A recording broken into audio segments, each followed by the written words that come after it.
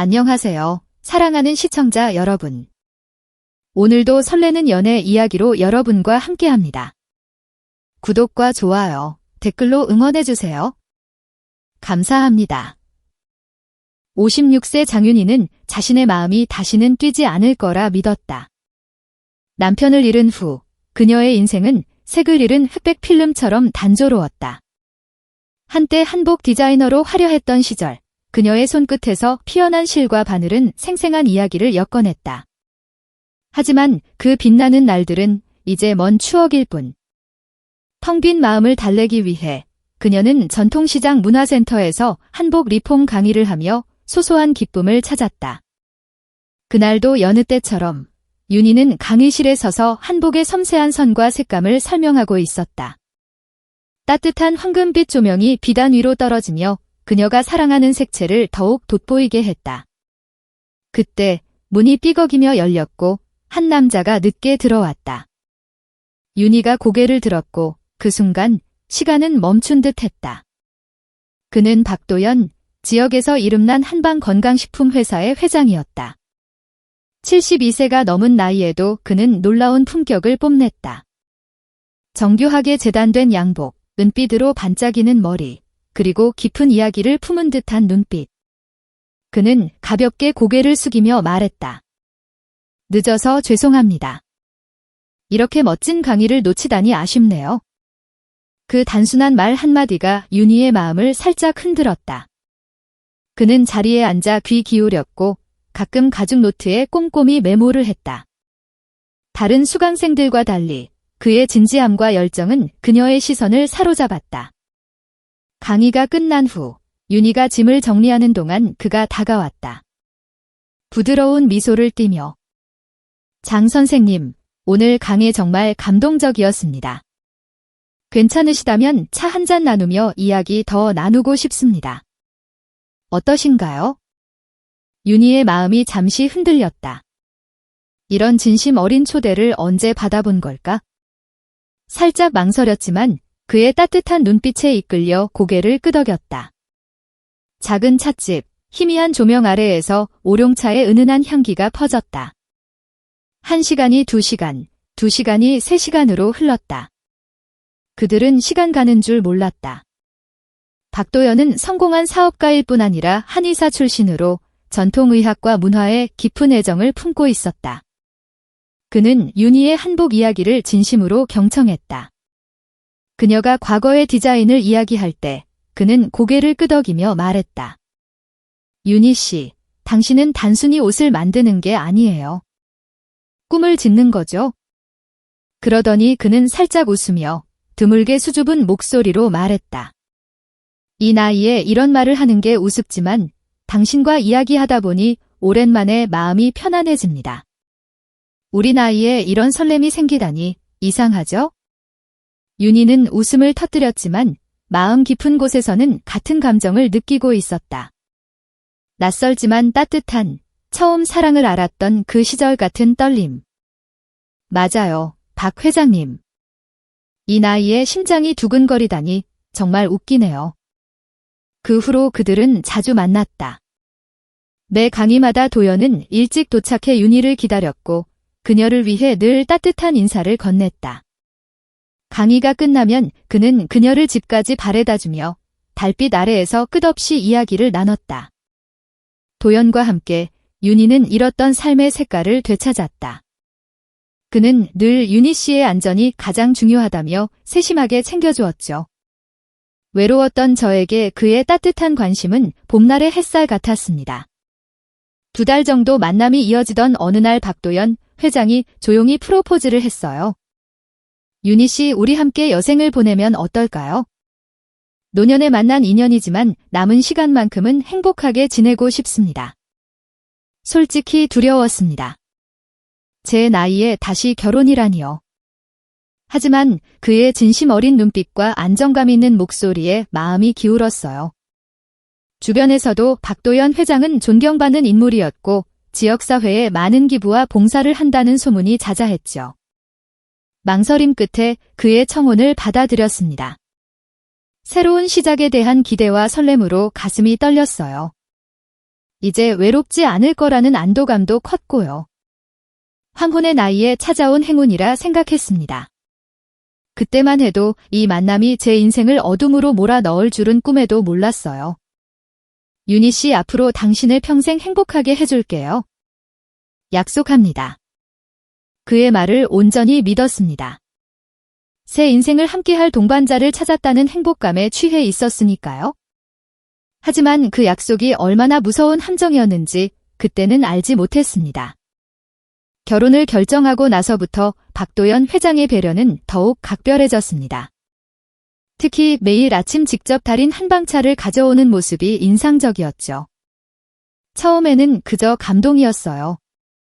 그 바쁜 와중에도 제 건강을 직접 챙겨주다니, 이런 다정한 사람을 만나다니 행운이라고 생각했습니다. 윤희 씨, 이건 마음을 맑게 해주는 차예요. 제가 30년 한의원 할 때부터 연구한 비방이죠. 매일 마시면 건강해질 겁니다. 박도연 회장은 항상 제가 차를 다 마실 때까지 자리를 뜨지 않았어요. 그 눈빛엔 진심 어린 걱정과 애정이 담겨 있어서 처음엔 그저 감사했습니다. 하지만 웬일인지 차를 마신 후에는 몸이 나른해지고 졸음이 오곤 했죠. 그럴 때마다 박도연 회장은 약이 잘 듣고 있네요라며 미소 지었습니다. 결혼식은 소박하게 치렀어요. 박도연 회장은 화려함보다는 진실된 마음이 중요하다며 가까운 지인들만 초대했죠. 그리고 결혼 후 저는 시내 아파트를 정리하고 그의 전원저택으로 이사했습니다. 처음 본 저택은 꿈에 그리던 집 같았어요. 아름다운 정원과 전통 한옥의 멋이 어우러진 공간이었으니까요. 이제부터 당신의 집이에요. 윤희 씨가 편안하게 지냈으면 좋겠습니다. 그의 말에 가슴이 따뜻해졌어요. 하지만 달콤한 신호는 생각보다 빨리 변화하기 시작했습니다. 결혼 일주일 후 박도연 회장이 새 휴대폰을 건넸죠. 이걸로 바꿔요. 요즘 해커들이 많아서 당신 정보가 새 나갈까 걱정됩니다.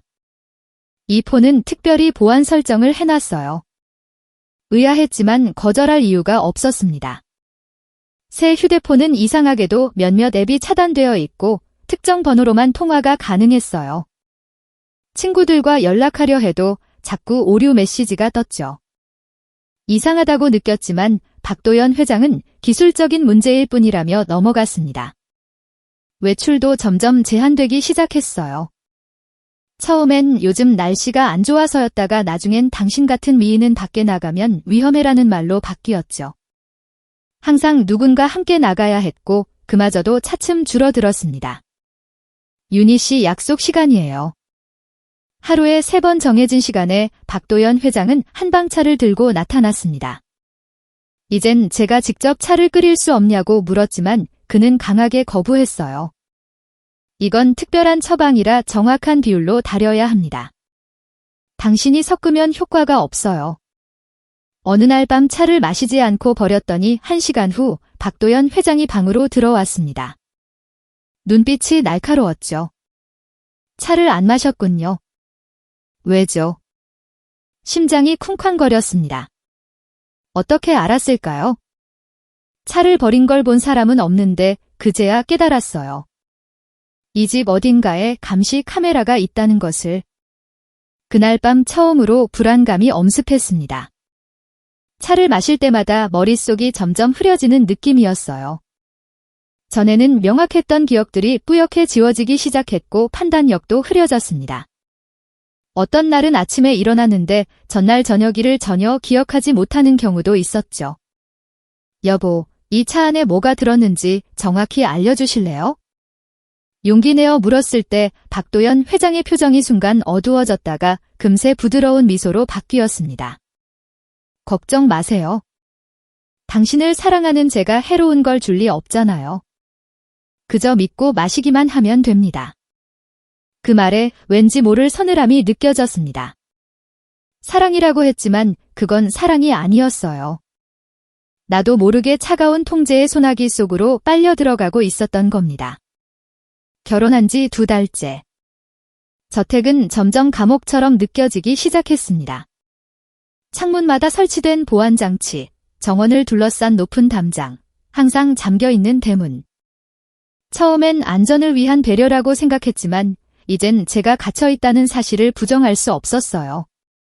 여보, 오늘은 친구들을 만나러 나가고 싶어요. 조심스럽게 말을 꺼냈을 때 박도연 회장의 눈빛이 순간 차갑게 변했습니다. 밖은 위험해요. 요즘 노인들을 노리는 범죄가 많다고 뉴스에서도 나오지 않았나요? 당신은 보호받아야 합니다. 항상 그랬습니다. 제 요청에는 위험하다, 걱정된다는 말로 거절했죠. 하지만 박도연 회장은 매일 회사에 출근했고 저는 혼자 넓은 저택에 남겨졌어요. 가사도우미와 경비원들이 있었지만 그들의 눈빛에서도 감시의 기색을 느꼈습니다. 다 당신을 위한 거예요, 윤희 씨. 이 말이 제 귓가를 맴돌았습니다. 정말 나를 위한 걸까요? 아침에 일어나면 머리가 깨질 듯 아팠고 온종일 피로감에 시달렸어요. 간단한 계산도 어려웠고 어제 일을 잘 기억하지 못하는 날이 늘어갔습니다. 거울 속 제 모습은 파리해지고 생기를 잃어갔어요. 여보, 저 요즘 머리가 너무 아파요. 병원에 가보고 싶은데. 그러자 박도연 회장은 달래듯 말했습니다. 내가 한의사였잖아요. 내 처방이 병원보다 낫다고요. 차를 계속 마시면 좋아질 겁니다. 의심이 들었지만 반박할 힘이 없었어요. 정신이 온전치 않았으니까요. 어느 날은 현관문 비밀번호를 입력하려다 완전히 잊어버린 적도 있었습니다. 그때 경비원이 다가와 마님 다시 안으로 들어가시죠라며 팔을 잡았어요. 탈출하려던 것처럼 느껴졌습니다. 그날 밤 화장실 거울을 보며 생각했어요. 이게 정말 내 모습인가? 잿빛 얼굴에 생기 없는 눈동자, 마른 입술. 한복 디자이너로 일하던 자신감 넘치던 그 여자는 어디로 사라진 걸까요? 유일한 위안은 조카 세라의 방문이었습니다. 정신과 전공의인 세라는 2달마다 한 번씩 찾아왔어요. 박도연 회장이 유일하게 제재하지 않는 방문객이었죠. 이모 괜찮아요. 너무 야위셨어요. 세라의 걱정 어린 눈빛이 마음을 아프게 했습니다. 평소처럼 잘 지내고 있어라고 대답하려는데 갑자기 눈물이 왈칵 쏟아졌어요. 제 손은 떨리고 있었고 말은 더듬거렸습니다. 세라야, 나 요즘 이상해. 기억도 잘 안 나고 몸도 마음대로 안 돼. 세라는 놀란 눈으로 저를 바라보았습니다. 그때 박도연 회장이 차를 들고 방에 들어왔어요. 약속 시간이네요. 윤희 씨, 차 드세요. 세라의 앞에서도 어김없이 그는 제가 차를 마시는 것을 지켜봤습니다. 억지로 미소를 지으며 차를 마셨지만 세라의 날카로운 눈빛을 느꼈어요. 그녀가 뭔가 이상함을 눈치챘다는 걸 알 수 있었죠. 차를 마신 후 세라와의 대화는 흐릿해졌습니다. 무슨 이야기를 했는지 어떻게 헤어졌는지 기억이 나지 않았어요. 다만 세라가 떠나기 전 귓가에 속삭인 말만 어렴풋이 남아 있었습니다. 이모, 그 차 다음에 제가 가져갈게요. 걱정 마세요. 정신이 혼미해지면서도 한 가지 확신이 들었습니다. 세라가 뭔가 알아차렸다는 것, 그리고 그것이 제게 유일한 희망의 빛이라는 것을 그날 밤 창문으로 비치는 달빛을 바라보며 생각했어요. 나는 지금 천천히 죽어가고 있는 건가? 공포와 혼란 속에서 어렴풋한 의심이 걷잡을 수 없이 커져갔습니다. 세라의 방문 이후 일주일이 지났을 때 한밤중에 문자가 왔습니다. 휴대폰 화면을 열자 세라의 짧은 메시지가 보였어요. 이모, 차 분석했어요. 통화 어려우시죠? 벤조디아제핀, 페노바르비탈 성분 검출, 중추신경계 억제제예요. 장기 복용하면 신체적, 정신적 의존성 생겨요. 이건 의료 목적으로도 과다 투여량이에요. 증거 모으세요. 이 문자 삭제하세요. 심장이 멎는 듯 했습니다. 억제제라니요. 의약품이 아닌 마약이었던 거예요. 박도연 회장은 날 서서히 중독시키고 있었던 겁니다. 그제서야 모든 증상들이 설명됐어요. 기억력 저하, 판단력 감소, 무기력감, 혼란. 이건 사랑이 아니라 조종이었습니다. 손이 떨려 휴대폰을 거의 떨어뜨릴 뻔했어요. 문자를 삭제하고 핸드폰을 제자리에 두었습니다. 가슴은 분노와 배신감으로 타올랐지만 표정은 무심한 듯 유지했어요. 이제 알았으니까요. 이 집 어딘가에 카메라가 있다는 걸? 다음날 박도연 회장이 회사에 간 사이 처음으로 저택을 탐색하기 시작했습니다. 그의 서재는 항상 잠겨 있었지만 얼마 전 청소부가 열쇠를 사용하는 것을 몰래 지켜본 적이 있었죠. 청소함 뒤편에 숨겨진 보조 열쇠. 손이 덜덜 떨리면서도 문을 열었습니다. 서재는 놀랍도록 정갈했어요. 벽면에는 의학 서적들이 가득했고 중앙의 원목 책상 위에는 노트북이 놓여 있었습니다. 비밀번호가 걸려 있었지만 옆에 있던 서류 캐비닛은 잠겨 있지 않았어요. 서랍을 조심스럽게 열자 폴더들이 가지런히 정리되어 있었습니다. 그중 박글자가 쓰인 폴더가 눈에 띄었어요. 심장이 쿵쾅거리는 소리가 방 안에 울려 퍼지는 것 같았습니다. 폴더를 열자 3개의 파일이 있었어요. 박미선 1995, 2001 사망 박지영 2003, 2009 사망 박수현 2012, 2018 사망. 숨이 멎는 것 같았습니다. 순간 머리가 하얘졌어요. 떨리는 손으로 첫 번째 파일을 열었습니다. 박미선 그의 첫 번째 부인. 사진 속 여자는 단아한 모습이었어요. 그녀의 마지막 사진은 병원 침대에 누워있는 모습. 창백한 얼굴과 생기없는 눈동자가 저와 너무 닮아 있었습니다. 사망 진단서에는 우울증으로 인한 자살이라고 적혀 있었어요. 그 옆에 놓인 박도연 회장의 기록지에는 충격적인 내용이 있었습니다. 미선 실험 시작 6개월 차. 약물 반응 양호. 초기 저항 있었으나 현재 완전 수능 상태. 기억력 저하 현상 뚜렷함. 우울감 증가. 용량 10% 증가. 온몸에 한기가 돌았습니다. 두 번째, 세 번째 파일도 비슷했어요. 박지영은 급성 심장마비로 박수현은 역시 우울증에 의한 약물. 과다 복용으로 사망했다고 기록되어 있었습니다. 모두 비슷한 패턴의 기록들이 있었어요. 약물 투여량, 신체 반응, 심리 상태 변화. 마치 실험 기록 같았습니다. 그리고 마지막 서랍에서 윤이라고 적힌 새 폴더를 발견했어요. 열자마자 제 사진들이 가득했습니다. 결혼 전 문화센터에서 찍은 사진부터 시작해 일상의 모든 순간이 기록되어 있었어요. 그리고 특히 충격적인 건 제가 잠들어 있는 동안 찍은 사진들이었습니다. 기록지에는 차갑게 적혀 있었어요. 윤희 실험 시작 2개월 차. 이전 대상들보다 저항이 강함. 약물 용량 15% 증가 필요. 예상 수명 1년 이내. 숨이 막혔습니다. 나는 그의 네 번째 희생자가 될 예정이었던 거예요. 사랑이 아니라 잔인한 인체 실험의 대상이었던 겁니다. 그 순간 공포를 넘어선 분노가 치밀어 올랐어요. 죽지 않겠다는 의지, 살아남아야 한다는 강렬한 위기의식이 온몸을 뒤흔들었습니다. 손이 떨리는 와중에도 휴대폰을 꺼내 주요 페이지를 사진으로 찍었습니다. 세라에게 증거를 보내야 했어요. 마지막 사진을 찍고 서랍을 닫는 순간 현관문이 열리는 소리가 들렸습니다. 박도연 회장이 예상보다 일찍 돌아온 거예요. 심장이 목구멍까지 올라왔습니다. 서재에서 증거를 찾은 후 저는 결단을 내렸습니다. 더 이상 그 차를 마시지 않겠다고요? 죽음으로 이어지는 길을 알면서도 그대로 걸을 순 없었으니까요.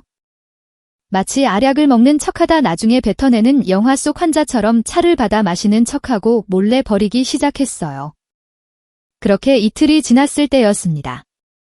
머릿속 안개가 조금씩 걷히는 느낌이 들었어요. 정신이 맑아지면서 상황을 더 객관적으로 볼 수 있게 되었죠. 하지만 동시에 공포도 선명해졌습니다. 내가 죽음의 그림자 아래 있다는 사실이요. 셋째 날 아침 박도연 회장이 평소와 다른 눈빛으로 제게 다가왔습니다. 차가움이 흐르는 시선으로 제 얼굴을 빤히 관찰하더니 불쑥 물었어요. 윤희 씨 차를 마시지 않고 있죠? 등골이 오싹해졌습니다. 어떻게 알았을까요? 완벽하게 속였다고 생각했는데 그의 눈빛은 처음 만났을 때의 따스함은 온데간데 없이 차갑게 변해 있었어요. 무슨 말씀이세요? 매일 마시고 있어요. 떨리는 목소리로 대답했지만 박도연 회장은 비웃듯 고개를 저었습니다. 거짓말하지 마세요. 당신 눈동자가 맑아졌어요. 손 떨림도 줄었고 걸음걸이도 달라졌어요. 내가 당신을 얼마나 오래 관찰했는지 모르나 봐요. 얼어붙은 침묵이 흘렀습니다. 그는 한참을 저를 응시하더니 이내 한숨을 내쉬었어요. 당신은 예전 아내들과 달라요. 더 순하고 오래 버틸 줄 알았는데. 실망이네요. 방금 뭐라고 했죠? 예전 아내들. 숨이 턱 막혔습니다. 그가 자기 범죄를 이렇게 쉽게 인정할 거라고는 생각도 못했어요. 당신 그들을 죽였죠? 용기를 내어 물었습니다. 박도연 회장은 마치 일상적인 대화를 나누듯 담담하게 대답했어요. 죽였다니 그런 거친 표현은 하지 마세요. 난 그저 실험했을 뿐이에요. 인체가 특정 약물 조합에 어떻게 반응하는지. 그들은 그저 데이터였죠. 하지만 당신은. 그는 제 얼굴을 쓰다듬으며 미소 지었습니다. 당신은 특별해서 골랐어요. 다른 이들보다 훨씬 강한 생명력이 느껴졌거든요. 그 순간 온몸에 소름이 돋았습니다. 저를 바라보는 그의 눈에는 사랑이 아닌 냉혹한 호기심만이 있었어요. 제게 남편이 아닌 실험자였던 거죠. 이제부터는 내 앞에서 직접 마셔요. 한 방울도 남기지 말고. 그날부터 박도연 회장은 제가 차를 마시는 모습을 직접 확인했습니다.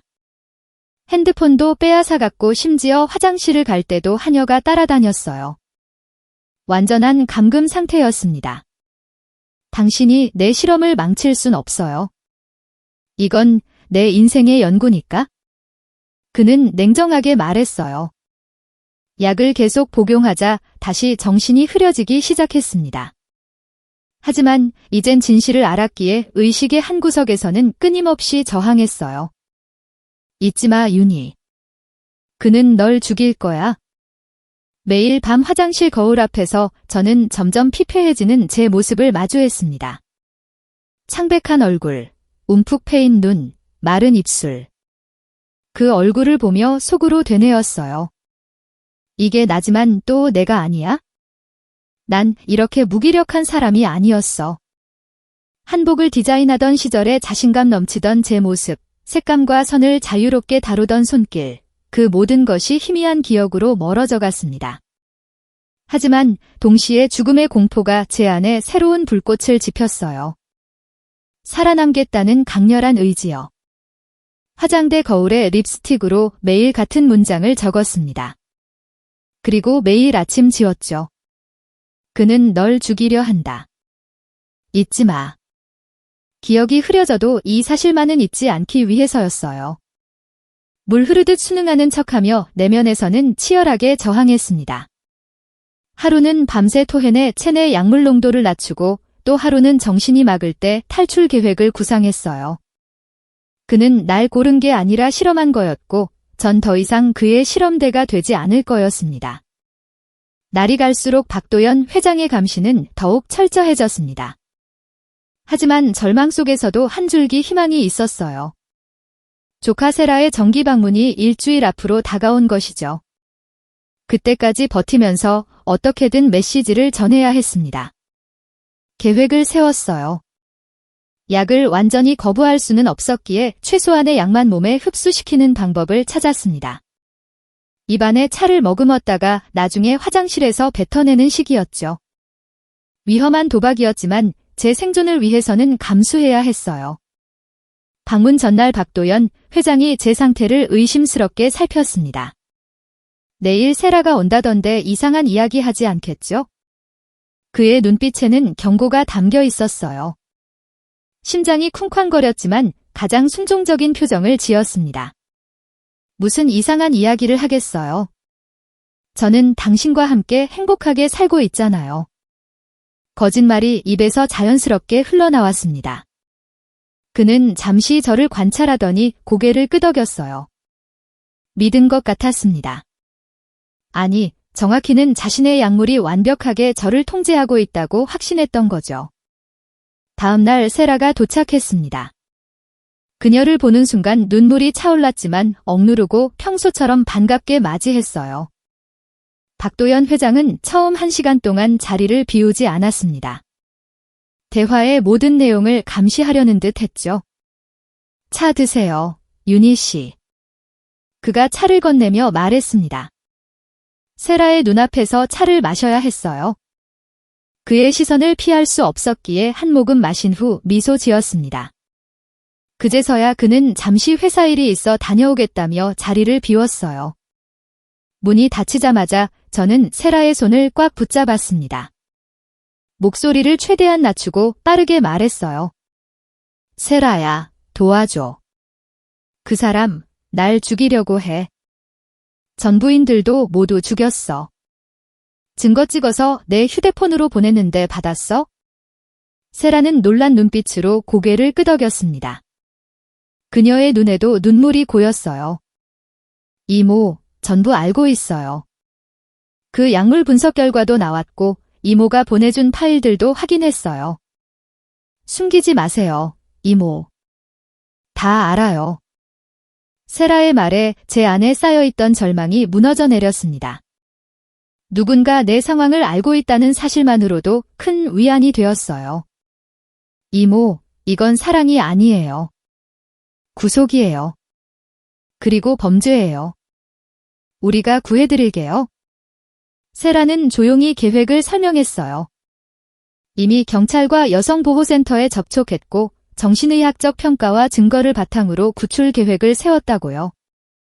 하지만 가장 중요한 건 타이밍이었습니다. 다음 주 목요일 박 회장님이 대전으로 출장 간대요. 그때 우리가 이모를 데리러 올 거예요. 그때까지만 버텨요. 그리고 세라가 작은 봉투를 건넸습니다. 이건 약물 해독제예요. 주의해서 복용하세요. 갑자기 정신이 맑아지면 의심받을 수 있으니 조금씩 드세요. 희망이 가슴에 피어올랐습니다. 탈출의 가능성이 현실로 다가온 거예요. 하지만 동시에 두려움도 커졌죠. 계획이 실패하면 어떻게 될지 생각만 해도 끔찍했으니까요. 세라야, 만약 실패하면. 세라는 제 손을 꽉 쥐며 단호하게 말했습니다. 실패 같은 건 없어요. 우리가 반드시 이모를 구할 거예요. 박도연 회장이 돌아오기 전 우리는 평범한 대화를 나누는 척했어요. 그가 들어오자마자 약속된 시간에 맞춰 다시 차를 가져왔습니다. 이번에도 세라 앞에서 마셔야 했지만 이제 제 마음엔 작은 희망의 불씨가 타오르고 있었어요. 세라가 떠난 후 박도연 회장은 평소보다 더 의심스러운 눈빛으로 저를 관찰했습니다.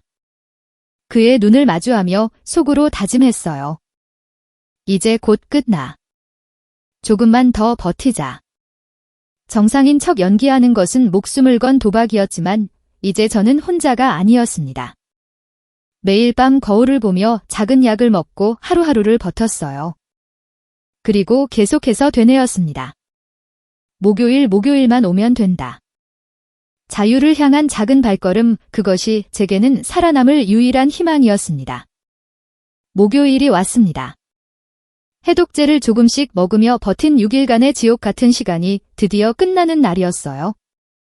아침부터 박도연 회장은 분주하게 출장 준비를 했습니다.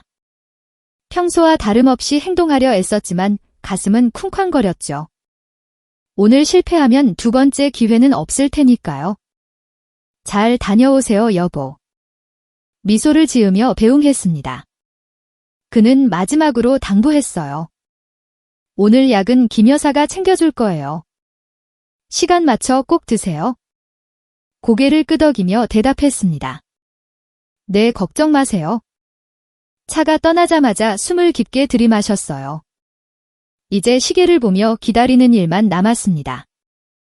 정확히 30분 후 김 여사가 차를 들고 왔어요. 평소처럼 마신 척하고 화장실에 가서 뱉어냈습니다. 그리고 시계를 확인했어요. 세라가 오기로 1시간까지 3시간. 그 시간이 3년처럼 느껴졌습니다. 드디어 현관 벨소리가 울렸어요. 단 한 번의 짧은 울림. 약속된 신호였습니다. 김 여사가 문을 열자 세라와 함께 2명의 여성이 서 있었어요. 안녕하세요. 이모 뵈러 왔어요. 세라가 평소처럼 인사했습니다. 저는 손님을 맞이하러 거실로 나갔어요. 심장이 목구멍까지 차올랐습니다. 세라의 눈빛에서 지금이라는 신호를 읽었어요. 김 여사님, 제가 차 좀 준비할게요. 손님들 편히 앉아 계세요. 김 여사가 주방으로 향하는 순간 세라가 재빨리 가방에서 작은 봉지를 꺼냈습니다. 김 여사의 차 속에 넣는 것을 보았어요. 10분 후 김 여사는 소파에 깊이 잠들어 있었습니다. 이모, 지금이에요. 당장 가야 해요. 떨리는 손으로 미리 챙겨둔 작은 가방을 들고 세라를 따라 나섰습니다. 현관문을 나서는 순간 공기가 달랐어요. 자유의 공기. 마지막으로 그 집을 돌아보았습니다. 3개월간의 악몽 같은 시간이 담긴 감옥이었죠. 차에 타자마자 우리는 쉼터로 향했습니다. 세라가 계속 제 손을 꼭 잡아주었어요. 이제 괜찮아요, 이모. 안전해요. 쉼터에 도착해서야 그동안 참았던 눈물이 터져나왔습니다. 억압된 공포, 분노, 그리고 이제 막 찾아온 안도감이 뒤섞인 눈물이었어요. 세라와 상담사들이 다정하게 저를 안아주었죠. 이틀 후 쉼터에서 저는 모든 증거를 정리했습니다. 서재에서 찍은 사진들, 차에서 발견된 약물 분석 결과, 그리고 제 몸에 남아있는 약물 검사 결과까지 세라가 신뢰할 수 있는 언론사에 내부 제보를 했어요. 그리고 폭풍이 몰아쳤습니다. 박도연 회장 측은 즉각 반박했어요. 정신 이상 여성의 망상일 뿐이라며 저를 정신병자로 몰아붙였습니다. 심지어 제가 약물 중독자라는 소문까지 퍼뜨렸어요. 제 과거 사진과 왜곡된 정보가 인터넷에 돌아다녔죠. 공포와 두려움이 다시 엄습했습니다. 하지만 이번엔 달랐어요. 저는 더 이상 혼자가 아니었으니까요. 세라와 여성단체, 의료 전문가들이 제 옆에 서주었습니다. 이모, 실명으로 나서면 위험할 수도 있어요. 익명으로 진행해도 돼요? 세라의 걱정에 고개를 저었습니다. 아니, 세라야. 내가 숨으면 그건 내가 잘못했다는 뜻이 돼. 난 당당하게 맞설 거야. 기자회견 날 온몸이 떨렸습니다. 수많은 카메라 플래시 앞에 섰을 때 순간 도망치고 싶었어요. 하지만 떨리는 손으로 마이크를 잡았죠. 저는 장윤희입니다. 박도연 회장의 4번째 부인이었고 4번째 희생자가 될 뻔했습니다. 목소리가 떨렸지만 계속 이어갔어요. 눈물을 참으며 모든 사실을 밝혔습니다. 한방차에 든 약물, 3명의 전 부인들, 그리고 제가 겪은 감금과 학대까지. 그날 제가 도망쳤던 이유는 살고 싶어서였습니다. 그리고 또 다른 희생자가 나오지 않길 바라는 마음이었어요. 울먹이는 목소리로 마지막 말을 전했습니다. 불행한 진실을 외면하지 마세요. 저 같은 피해자가 더는 생기지 않길 바랍니다. 기자회견이 끝나고 세라가 저를 안아주었어요. 공포는 여전했지만 더 이상 침묵하지 않기로 한 제 선택이 옳았다는 확신이 들었습니다. 그날 밤 오랜만에 편안한 잠을 잤어요. 비로소 자유인이 된 것 같았습니다. 기자회견 이후 폭풍이 몰아쳤습니다. 내 얼굴이 모든 뉴스의 헤드라인을 장식했고 소셜미디어에서는 해시태그 윤희를 지지합니다. 해시태그가 퍼져나갔어요. 사람들의 분노는 거셌고 박도연 회장을 향한 공분은 더욱 커져갔습니다. 검찰은 신속하게 움직였어요. 기자회견 다음 날 박도연 회장의 자택과 회사에 대한 압수수색이 이루어졌습니다. 그리고 놀라운 증거들이 쏟아져 나왔죠. 지하실에서 발견된 비밀 실험실, 전부인들의 상세한 기록, 그리고 다양한 약물 샘플들까지. 사흘 후 공항으로 도주하려던 박도연 회장이 체포되었다는 뉴스를 보았습니다. 그 얼굴을 화면으로 보는 순간 몸이 떨렸어요. 하지만 이번엔 공포가 아닌 해방감이었죠. 악몽이 드디어 끝나가고 있다는 안도감이 밀려왔습니다. 재판은 6개월간 진행되었어요.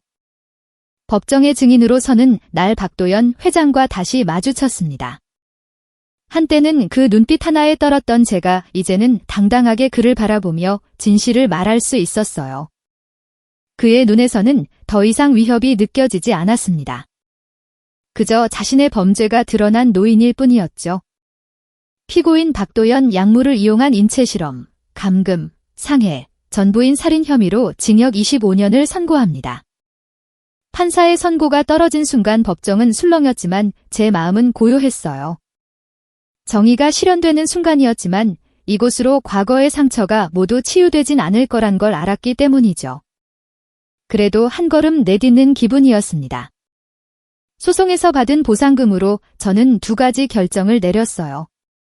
첫째, 여성 피해자 쉼터의 절반을 기부했습니다. 둘째, 남은 금액으로 작은 한복 리폼 공방을 열었어요. 예전에 제가 가장 행복했던 시간으로 돌아가기 위해서였죠. 처음엔 쉽지 않았습니다. 약물의 후유증으로 손떨림이 남아있었고 사람들의 시선도 부담스러웠어요.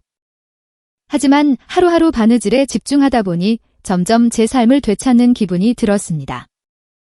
색시를 고르고 천을 자르고 바느질을 하는 과정에서 잊고 있던 자신감이 돌아왔어요. 공방을 연 지 1년 후 제 이야기를 들은 많은 여성들이 찾아오기 시작했습니다. 단순히 한복을 수선하러 오는 게 아니라 자신만의 이야기를 담은 옷을 만들고 싶어 하는 분들이었어요. 그들에게 바느질을 가르치며 저 역시 치유되어 갔습니다. 윤희 씨 정말 감사합니다. 이모가 아니었으면 저도 같은 길을 걸었을 거예요. 한 내담자가 눈물을 글썽이며 말했을 때 비로소 깨달았어요. 제 고통이 헛되지 않았다는 것을 누군가에게 용기가 되었다는 사실이 제게는 가장 큰 위로였습니다. 누구도 당신의 삶을 대신 정할 수 없어요. 당신이 주인공이니까요. 이제 제 모토가 된 말입니다. 공방벽에도 크게 붙여놓았죠. 오늘도 창호지 문으로 햇살이 스며드는 아침 공방에 첫 손님이 찾아왔습니다. 결혼식을 앞둔 젊은 신부였어요. 고운 한복을 입고 싶다며 수줍게 미소 짓는 그녀에게 다가갔습니다. 어떤 한복을 원하세요? 그녀는 잡지를 펼쳐 화려한 전통 혼례복을 가리켰어요. 그 모습을 보며 문득 제 과거가 떠올랐습니다. 한때 저도 그런 기대에 부풀었었죠.